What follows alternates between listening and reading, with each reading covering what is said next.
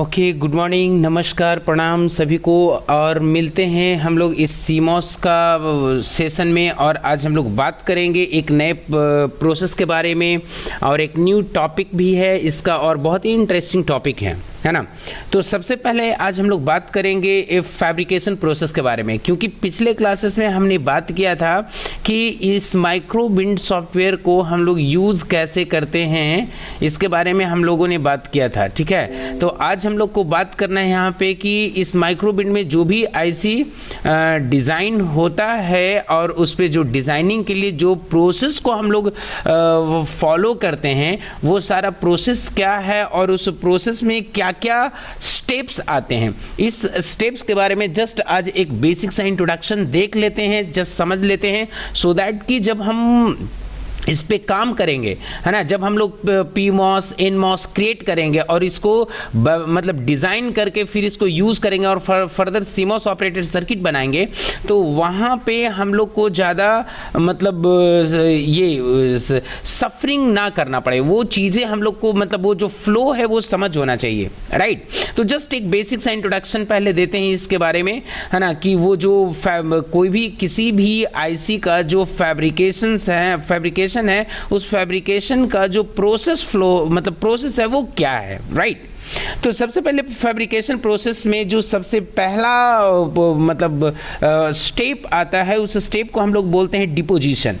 अब डिपोजिशन का मतलब क्या होता है भाई, कि किसी भी चीज को डिपॉजिट करना, जमा करना, राइट। और उस पे मतलब उसको डिपॉजिट करके कुछ हम लोग को उस पे करना है, तो क्या करना है भाई। तो यहाँ पे डिपोजिशन के बारे में क्या कहता है कि deposit thin of material mask anywhere between a few nanometer to 100 micrometers onto a substrate. देखिए मतलब एक क्या है, सबस्ट्रेट है। सबस्ट्रेट पे हम लोग एक लेयर मतलब चढ़ाते हैं, उस लेयर को हम लोग बोलते हैं डिपोजिशन। किसी चीज़ का डिपोजिशन करते हैं, चाहे मेटल का डिपोजिशन होता है या और भी अलग अलग डिफरेंट टाइप्स ऑफ मेटल्स का, है ना, सेमीकंडक्टर्स का डिपोजिशन होता है, ठीक है। और उसका जो मतलब लेंथ होता है, वो लेंथ जो होता है फ्यू नैनोमीटर से लेकर के 100 माइक्रोमीटर्स के रेंज में वो होता है, ठीक है ना। तो अब यहाँ पे इसके बाद में उस पे जो हम लोग मतलब ये जो डिपोजिशन होता है वो दो तरीके का डिपोजिशन होता है। एक होता है आपका फिजिकल डिपोजिशन और एक होता है ये केमिकल डिपोजिशन। तो फिजिकल डिपोजिशन में क्या होता है भाई, material placed onto substrate techniques including sputtering and evaporation. ये देखिए दो मेथड है, मतलब जिस मेथड से हम लोग मटेरियल का डिपोजिशन करते हैं, है ना, किसी सबस्ट्रेट पे, वो दो तरीके का मेथड होता है। एक मेथड होता है फिजिकल डिपोजिशन और दूसरा मेथड होता है केमिकल डिपोजिशन। तो केमिकल मतलब फिजिकल डिपोजिशंस को हम लोग दो तरीके से करते हैं, फिर से फर्दर दो तरीके से करते हैं। एक होता है हमारा स्पटरिंग, है ना, एंड एक होता है इवोपरेशन। स्पटरिंग क्या होता है, एक मैकेनिकल मेथड है जिसके थ्रू हम लोग मेटल को सबस्ट्रेट पे डिपॉजिट करते हैं, और एक होता है इवोपरेशन मेथड जिसमें हम लोग क्या होता है कि मतलब इवोपरेट करते हैं गैसेस मेथड से। मतलब हम लोग मतलब जिस तरीके से किसी चीज़ को ड्राई करके इवोपरेट करवाते हैं, है ना, उसी तरीके से हम लोग क्या करते हैं, उसका सरफेस पे, सबस्ट्रेट का सरफेस पे किसी भी मेटल का या सेमीकंडक्टर का, उसमें हम लोग क्या करते हैं, एक लेयर को जस्ट मतलब चढ़ाते हैं। फाइन, तो ये होता है फिजिकल।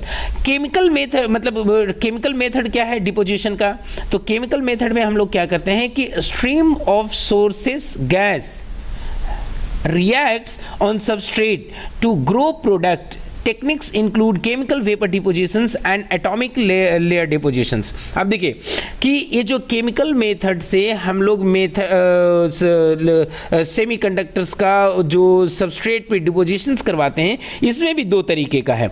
एक है हमारा केमिकल वेपर डिपोजिशन और दूसरा है एटॉमिक लेयर डिपोजिशंस, है ना। ये दो मेथड के थ्रू हम लोग सबस्ट्रेट पे फिर क्या करते हैं, कोई किसी भी मतलब सेमीकंडक्टर का या कंडक्टर का हम लोग उस पर क्या करते हैं, लेयर चढ़ाते हैं, ठीक है ना।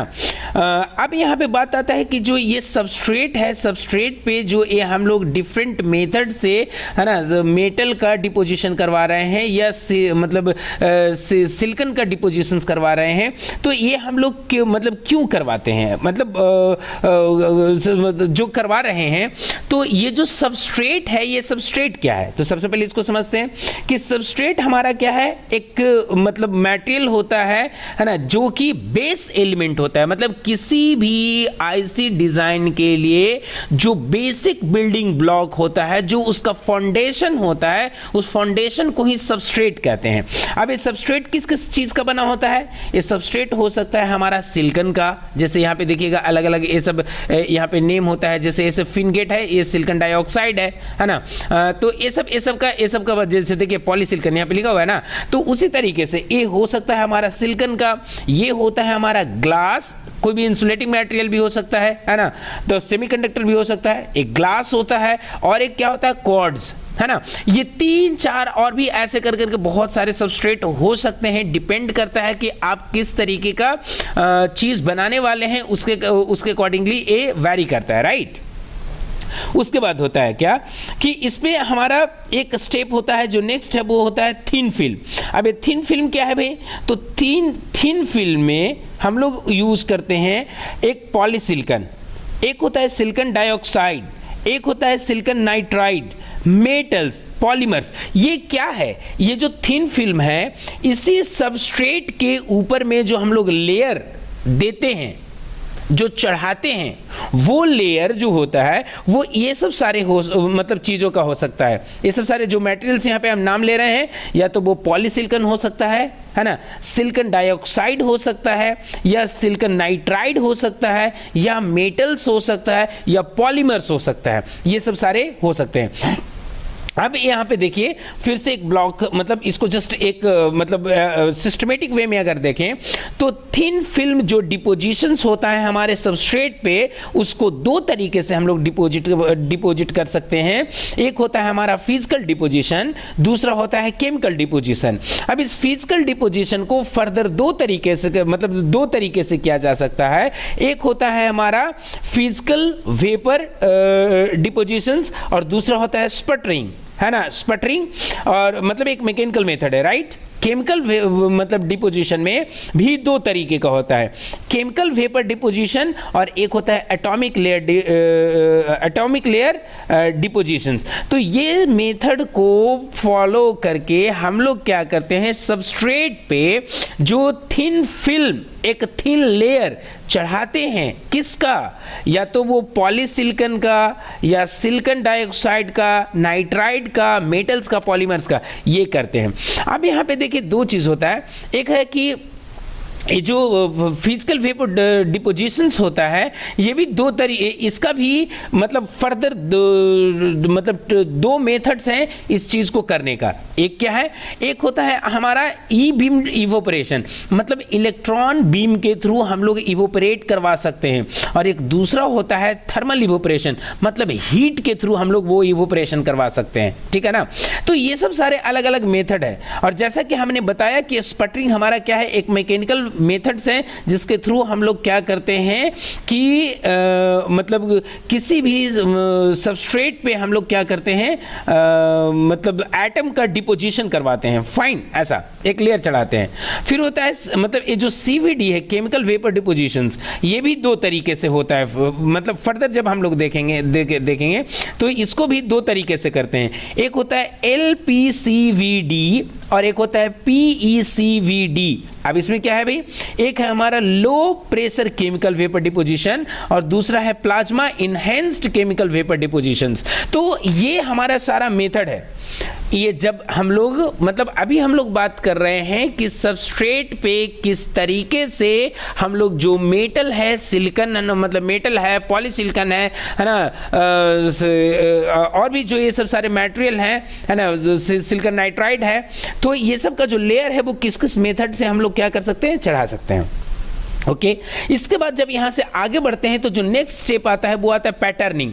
मतलब पैटर्निंग क्या करता है कि आपको जो उस पे डिजाइन बनाना है, जैसे जो भी हम लोग आईसी बनाते हैं, खास करके अगर मॉस ऑपरेटेड बना रहे हैं, सीमॉस ऑपरेटेड बना रहे हैं, तो उसमें 3 टर्मिनल होता है। अगर मान लीजिए एक इसका बेसिक सा अगर डिवाइसेस की बात करें ट्रांजिस्टर, तो ट्रांजिस्टर में भी क्या होता है भाई, 3 टर्मिनल होते हैं। एक हमारा होता है एक इमीटर होता है, एक बेस होता है, एक कलेक्टर होता है। तो तीनों के बीच में अगर आप देखेंगे तो एक डिजाइन है, तो वो डिजाइन उस सबस्ट्रेट पे बनाने के लिए, उस मटेरियल पे बनाने के लिए हम लोग को कहीं ना कहीं क्या करना पड़ता है, कुछ मतलब डाई का यूज करना पड़ता होगा, है ना, जिसके थ्रू हम लोग मतलब उस पैटर्न को उस पे मतलब लाते हैं। तो ये जो पैटर्निंग आता है, ये पैटर्निंग कैसे करते हैं, तो इस पैटर्निंग के बारे में देखिए कहता है कि transfer of pattern into a material after deposition in order to prepare for etching. अब जैसे देखिए क्या है कि हमारा स्टेप जो है मटेरियल डिपोजिशन का, अगर वो कंप्लीट हो गया है तो हमको क्या करना है, उस पे वो पैटर्न जो डिजाइन हम चाहते हैं वो डिजाइन उसका सरफेस पे हमको लाना है।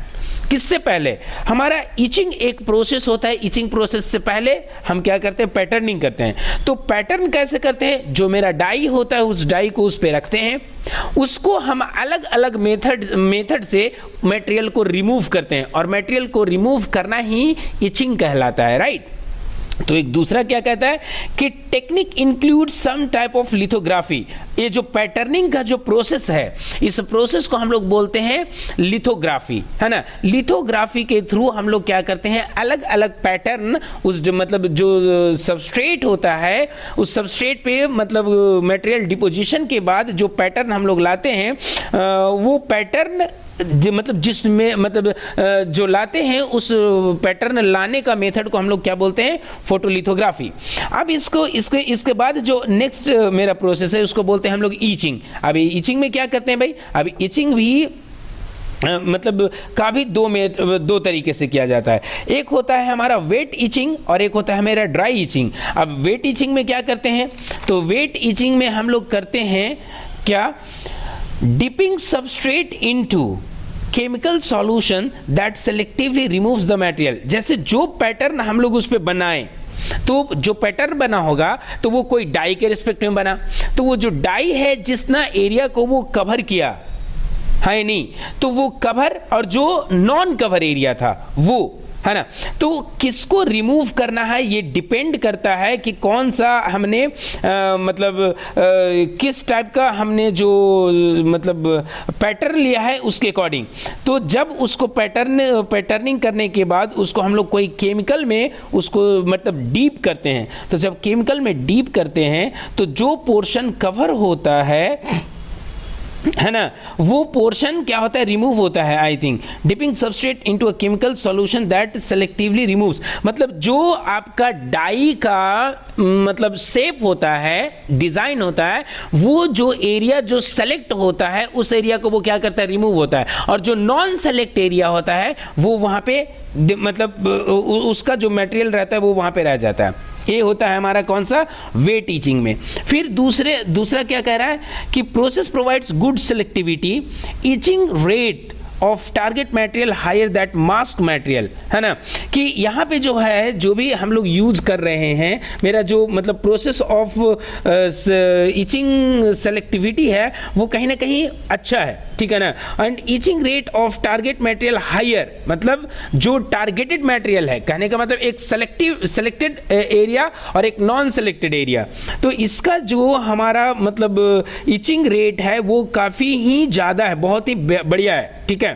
अब यहां पे देखिए क्या कहता है, ड्राई ईचिंग। ड्राई ईचिंग में क्या होता है कि मटेरियल स्पटरिंग और dissolve form substrate with plasma और गैस वेरिएशंस। ड्राई ईचिंग में क्या करते हैं कि हम लोग मटेरियल जो हटाते हैं वो स्पटरिंग मेथड के थ्रू, है ना, या कोई गैस को हम लोग क्या करते हैं उस पे सबस्ट्रेट पे डिसॉल्व करके उसको इंप्लीमेंट करते हैं। तो वो क्या करता है कि या जो आपका नॉन सेलेक्टेड एरिया होता है ना, वो हटाते हैं, या कभी कभी जो सेलेक्टेड एरिया होता है ये भी हटाते हैं। इसका भी बात हम लोग करेंगे, ये दोनों को हटाने का प्रोविजन है।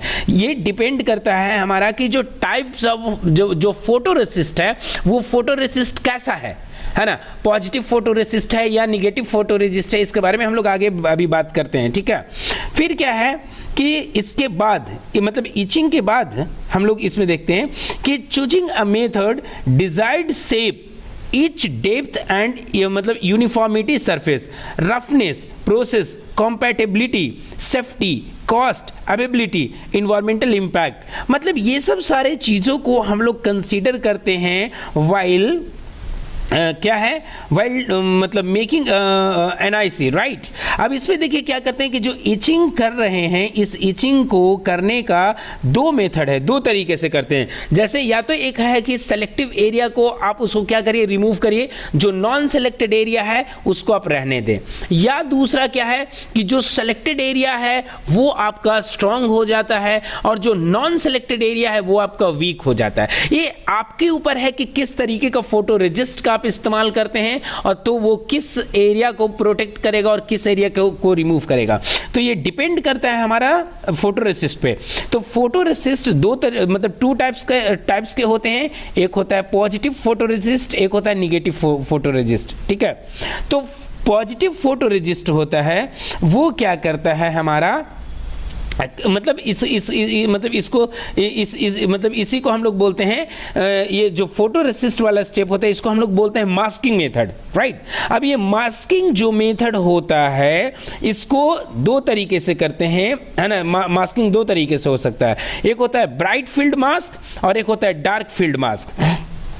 अब यहाँ पे देखिए क्या होता है कि जैसे पॉजिटिव फोटोरेसिस्ट को अगर हम लोग इम्प्लीमेंट करते हैं तो ये क्या करता है कि only pattern portion is black, मतलब जो पैटर्न वाला पोर्शन रहेगा, जो डिजाइन वाला पोर्शन रहेगा वो सिर्फ बचा रहेगा, और जो डिजाइन से जो बाहर का एरिया है वो सब सारे को क्या करेगा, वो मेटल को रिमूव कर देगा। लेकिन निगेटिव फोटोरेसिस्ट अगर होता है आपका, है ना, तो इसमें हम लोग क्या बोलते हैं, डार्क फील्ड मास्क, मतलब जो डार्क फील्ड जो आपका only pattern portion is transparent, मतलब जो आपका पैटर्न वाला एरिया है ना, वो एरिया का जो मतलब मास्किंग होगा वो मटेरियल रिमूव हो जाएगा और बाद बाकी का जो मतलब एरिया में जो आपका मटेरियल डिपोजिशन हुआ है वो आपका वहां पे रह जाएगा, ठीक है ना। कहने का मतलब इसको इस तरीके से समझिए कि अगर मान लीजिए मेरा पॉजिटिव फोटोरेसिस्ट है तो वो क्या करेगा कि जो एरिया दिख रहा था, है ना, मतलब जिसमें हम लोग यूज किए थे मतलब जो पैटर्न यूज किए, ठीक है ना, तो जो पैटर्न यूज किए तो जो पैटर्न में जो एरिया दिख रहा था वो एरिया वीकर हो जाता है, और जो एरिया अनएक्सपोज्ड है, जो नहीं दिख रहा था, वो स्ट्रॉन्गर हो जाता है। लेकिन जब निगेटिव फोटोरेसिस्ट का हम लोग यूज करते हैं तो जो एक्सपोज्ड एरिया है वो स्ट्रॉन्गर हो जाता है और जो अनएक्सपोज्ड एरिया है वो वीकर हो जाता है। तो ये सब सारे चीज़ हैं, इस चीज़ पे हम लोग को ध्यान देना है और इसी सारे मेथड्स को यूज़ करके हम लोग को आगे मतलब आगे भी बात करना है।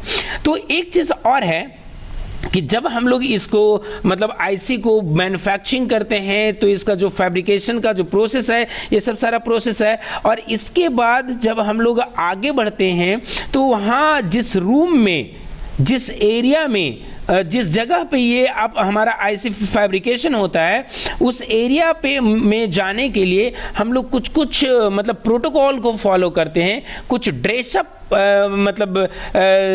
कुछ मतलब अपने आप को ड्रेसअप करना पड़ता है, जो स्पेशल टाइप ऑफ शूट हम लोग को पहनना पड़ता है, राइट। तो उसका भी अपना कुछ क्या है, मेथड्स है। जैसे क्या है कि मतलब वो जो रूम होता है जहाँ पे आईसी का फैब्रिकेशन होता है वो बहुत ही क्लीन होता है ना।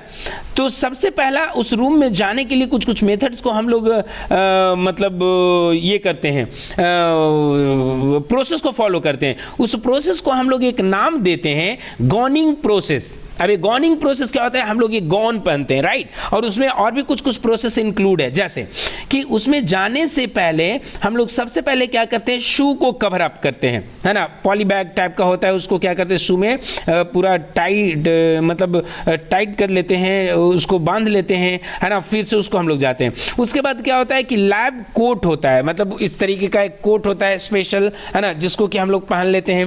फिर उसके बाद हम लोग क्या होता है, फेस पे मास्क लगा लेते हैं, ठीक है ना। उसके बाद क्या है, हम लोग हेयर में एक हेयर नेट लगाते हैं, हैंड में ग्लव्स पहनते हैं, ठीक है, स्पेक्स लगाते हैं ऐसे करके, और उस रूम में जब जाते हैं तो वहाँ पे एक डिवाइस होता है, मशीन्स होते हैं जो क्या करता है कि वहाँ का जो एयर है उस एयर को फिल्टर करता है, क्योंकि उस वहाँ का जो इन्वायरमेंट होता है ना और जो बाहर का इन्वायरमेंट होता है उसमें बहुत डिफरेंस होता है, मतलब 100 टाइम मतलब 1000 टाइम्स उसका जो एयर होता है वो क्लीन होता है, मतलब एयर में जो अवेलेबल पार्टिकुलेट्स होते हैं वो बहुत कम होते हैं, मतलब एज कंपेयर टू जो मतलब ये नॉर्मल इन्वायरमेंट में हम लोग देखते हैं वो।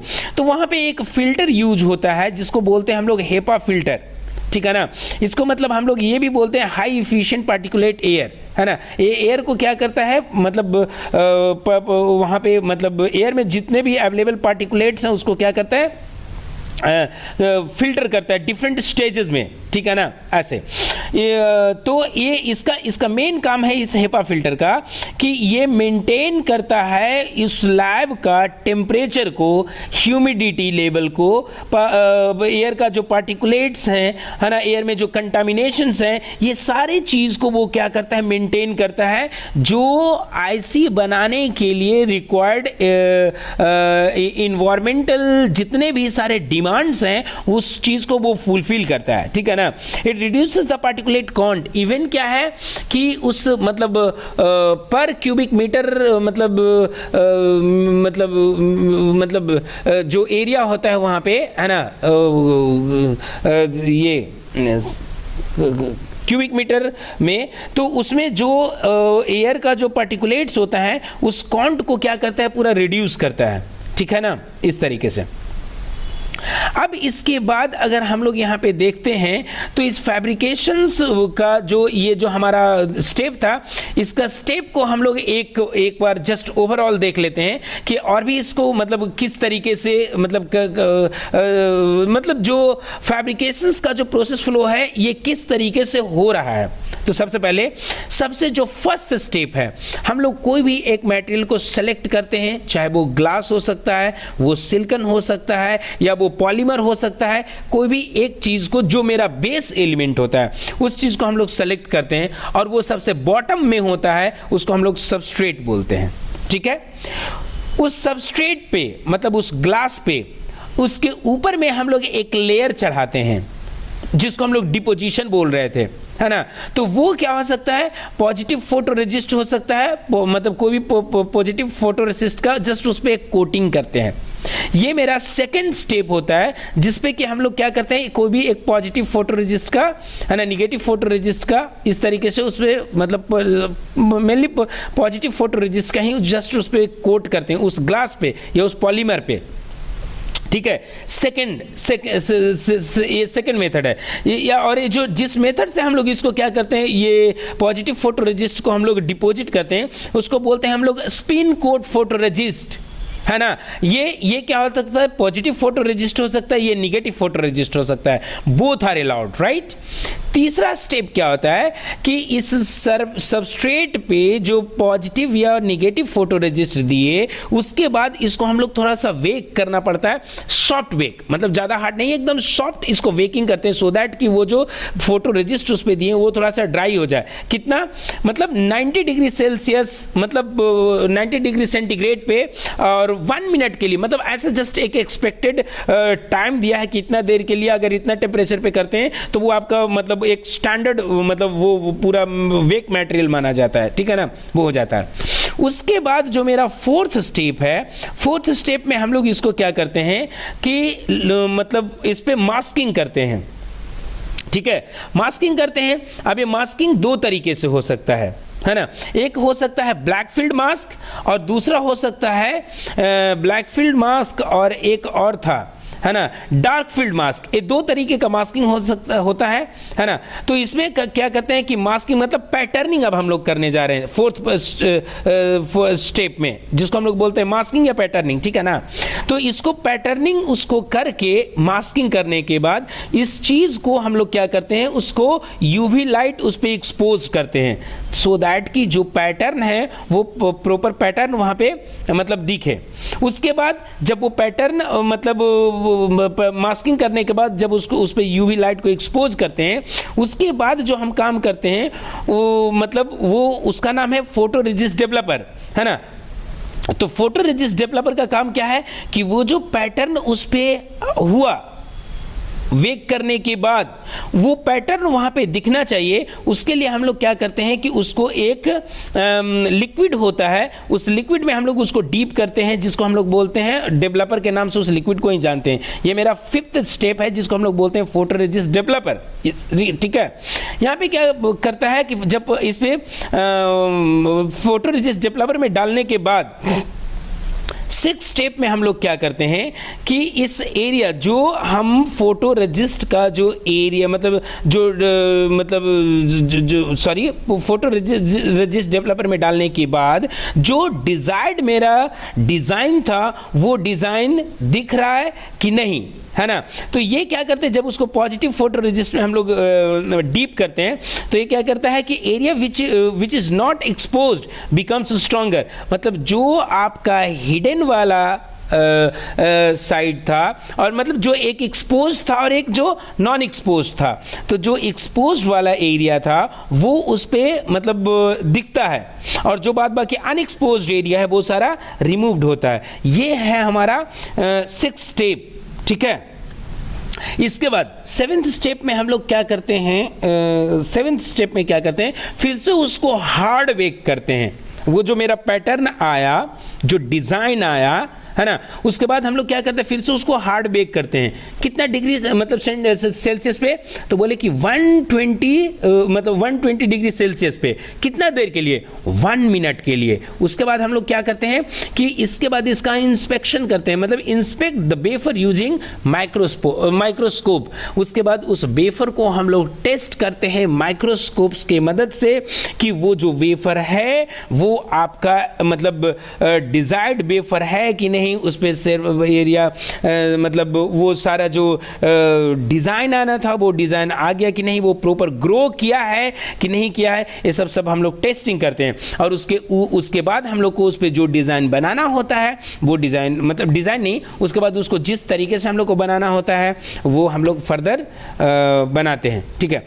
तो ये जस्ट हमारा एक प्रोसेस फ्लो था आईसी बनाने का। और इसके बाद हम लोग जो नेक्स्ट क्लास है उस नेक्स्ट क्लास में हम लोग जस्ट इस सारे जो आज के क्लासेस में हमने यहाँ पे बात किया कि ये सब सारा यहाँ पे जो चीज़ है, जैसे हमारा यहाँ पे है एन बेल है, एन डिफ्यूजन है, पी डिफ्यूजन है ना, फिन गेट है, कॉन्टेक्ट्स है, गेट फ्लैश गेट है, मटेरियल है 1 से लेकर के 8 तक। तो ये सब क्या है, ये कहीं ना कहीं इसी स्टेप मतलब इसी सारे मटेरियल को यूज करके और सारे कॉन्टेक्ट्स को डिफ्यूजन को यूज करके ये जितने भी स्टेप्स हमने बात किया, स्टेप 1 से लेकर के स्टेप 8 तक 9 तक जो भी है ना, मतलब स्टार्ट फ्रॉम सबस्ट्रेट से लेकर के जब तक कि वेफर मतलब रेडी नहीं होता है ना, वो सारे स्टेप को हम लोग यहाँ पे फॉलो करेंगे, ओवरऑल सारे स्टेप को।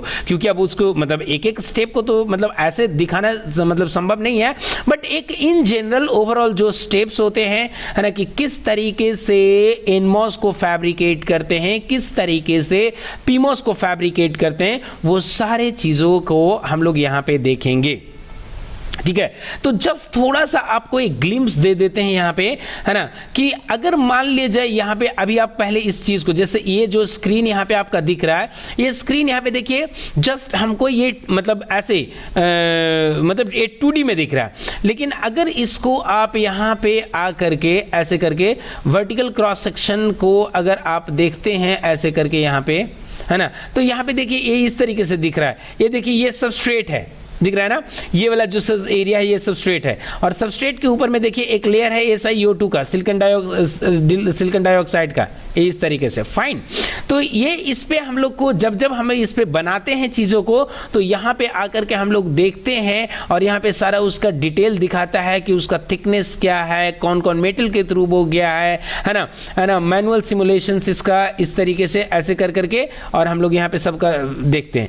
जैसे कि मान लीजिए यहाँ पे अब आपको जस्ट एक चीज़ दिखाना चाहते हैं कि ये मेरा सबस्ट्रेट है। फाइन, सबस्ट्रेट पे अगर मान लीजिए हमको पीमोस बनाना है, तो यहाँ पे आकर के हम कुछ एरिया को इधर में ऐसे करके सेलेक्ट करते हैं, है ना, इनवेल का एरिया। तो अब ध्यान से देखिएगा इसका इंपैक्ट क्या दिखता है। जैसे इसको अगर हम इसका क्रॉस सेक्शन देखेंगे यहाँ पे आकर के, तो इसका क्रॉस सेक्शन दिखाना चाहिए, ये देखिए दिखा यहाँ पे, है ना, कि ये क्या किए हैं हम लोग, इसको इतना एरिया को, मतलब ये जो सबस्ट्रेट था ये मेरा पॉजिटिव मतलब पी टाइप सबस्ट्रेट है ना, उसमें हमने क्या किया कि यहाँ पे एक मतलब इतना एरिया को एक मतलब इस सेलेक्टेड रीजन को हम लोग क्या किए, निगेटिव बना लिए, है ना, ये निगेटिव चार्ज एरिया है। फाइन, तो इसलिए इसको क्या बोलते हैं, एनवेल, मतलब कि एक एरिया को पॉजिटिव एरिया में हम लोग को क्या करना है, एक निगेटिव मतलब रीजन्स को स्पेसिफाई कर लेना है। क्यों, ये ऐसा क्यों किए, समझिए,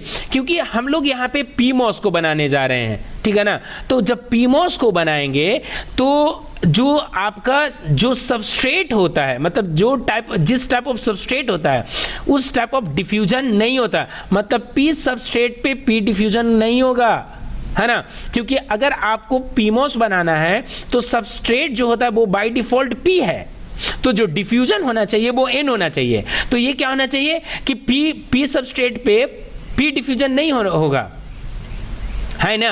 तो हम लोग को क्या करना है भाई, यहाँ पे आकर के इस एरिया को हम लोग क्या कर दिए, निगेटिव कर दिए। तो जब निगेटिव कर लिए तो इस पे जो हम अब डिफ्यूजन लेंगे वो अब हम यहाँ पे आकर के पी डिफ्यूजन लेंगे। बात समझ में आ रहा है ना।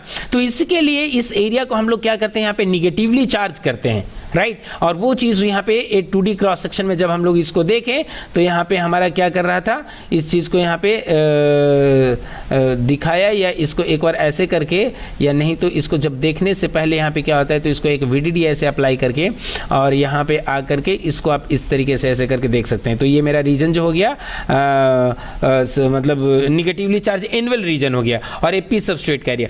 तो इसी तरीके से इस पर हम लोग बनाएंगे और बना करके देखते जाएंगे कि ये किस तरीके से दिखता है। आगे इसमें देखिए क्या करते हैं, जब यहाँ पे आकर के इस एरिया को निगेटिवली चार्ज किए, तो यहाँ पे आकर के जब पी सबस्ट्रेट लेंगे तो इसका भी कुछ एक रीजन होना चाहिए। तो यहाँ से आकर के इस एरिया में हम लोग क्या करते हैं, पी सबस्ट्रेट, इतना दूर में हम लोग पी सबस्ट्रेट ले लिए। अब पी सबस्ट्रेट जब ले लिए हैं तो यहाँ पे आकर के इस चीज को हम लोग देखते हैं कि अब ये कैसा दिख रहा है भाई। तो ध्यान से देखिए, ये देखिए क्या हुआ, यहाँ पे P प्लस और ये क्या है ना, सिलिकॉन और जर्मेनियम का क्या है, ये मतलब कुछ दोनों का मिला करके, है ना, ये यहाँ पे उसका एक लेयर है जो किस पे हम लोग दिए हैं, इस एनवेल पे। मतलब यहाँ पे ये सबस्ट्रेट मेरा है, सबस्ट्रेट के बाद में हम जिस रीजन को सेलेक्ट किए थे, जिस रीजन को निगेटिवली चार्ज किए थे, उस पे हमने एक सबस्ट्रेट लिया है ना, पी सबस्ट्रेट लिया। क्यों, सॉरी पी सबस्ट्रेट बोल रहे हैं, पी डिफ्यूजन लिए, क्योंकि हम लोग को जो मॉस बनाना है वो पी मॉस बनाना है। तो पी जो मॉस को बनाना है सबस्ट्रेट आपका वही होगा। अगर पी मॉस बनाना है तो पी सबस्ट्रेट होगा, सॉरी पी सबस्ट्रेट बोला, पी डिफ्यूजन होगा, है ना। और अगर एनमोस बनाना है तो आपका एन डिफ्यूजन होगा, ठीक है ना। तो इसलिए हमारा यहाँ पे पी डिफ्यूजन लिए हैं। तो देखिए किस तरीके से ये आपस में कनेक्ट हो रहा है ना। यहाँ पे ये उसका मतलब उसका जो 2D मतलब 3D व्यू है वो आपको दिख रहा है कि ये किस तरीके से मतलब 3D नहीं 2D में ही दिख रहा है कि किस तरीके से हम लोग क्या कर रहे हैं यहाँ पे मतलब जो मटेरियल, जो अलग अलग मटेरियल ले रहे हैं या अलग अलग प्रोसेस को फॉलो कर रहे हैं, वो किस तरीके से उस पे अरेंज्ड हो रहा है, राइट। जब इसके बाद यहाँ पे इस तरीके से देखते हैं तो इसके बाद हम लोग को क्या करना है कि हाँ, इसके बाद हम लोग को मतलब पी डिफ्यूजन लेने के बाद इस पे हम लोग को क्या करना है कि मेटल लेना है। क्यों, क्योंकि इस पे हम लोग को इस कंपोनेंट को बनाना है। तो यहाँ पे आकर के हम लोग इस तरीके से जस्ट इसको एक टर्मिनल ले लेते हैं और यहाँ पे आने के बाद में ये देखिए क्या किए हैं, ये मेरा सबस्ट्रेट पे एक हमारा मेटल है जो क्या कर रहा है कि जैसे कोई भी डिवाइस को बनाते हैं तो उस पर हम लोग क्या करते हैं, टर्मिनल निकलता है। जैसे अगर मान लीजिए माउस को यहाँ पे बना रहे हैं तो यहाँ पे मेरा टर्मिनल निकलेगा कौन कौन, एक होता है हमारा सोर्स, एक होता है ड्रेन, एक होता है गेट, ये तीन। तो अब ये देखिएगा ये किस तरीके से यहाँ पे दिख रहा है। तो अभी जब इसको अगर हम 2D में देखेंगे तो यहाँ पे देखिए क्या है कि यहाँ पे ये मेरा क्या है, कोई एक टर्मिनल है बट ये टर्मिनल आपस में कनेक्टेड नहीं है अभी। तो इसी तरीके से यहाँ पे आकर के हम इसको क्या करते हैं कि फिर से हम यहाँ पे जैसे एक क्या लिए थे मेटल 1 और ये सबस्ट्रेट, ये जो मेरा डिफ्यूजन था वो कौन सा, पी डिफ्यूजन, मतलब पी डिफ्यूजन पे पी कॉन्टेक्ट लेंगे।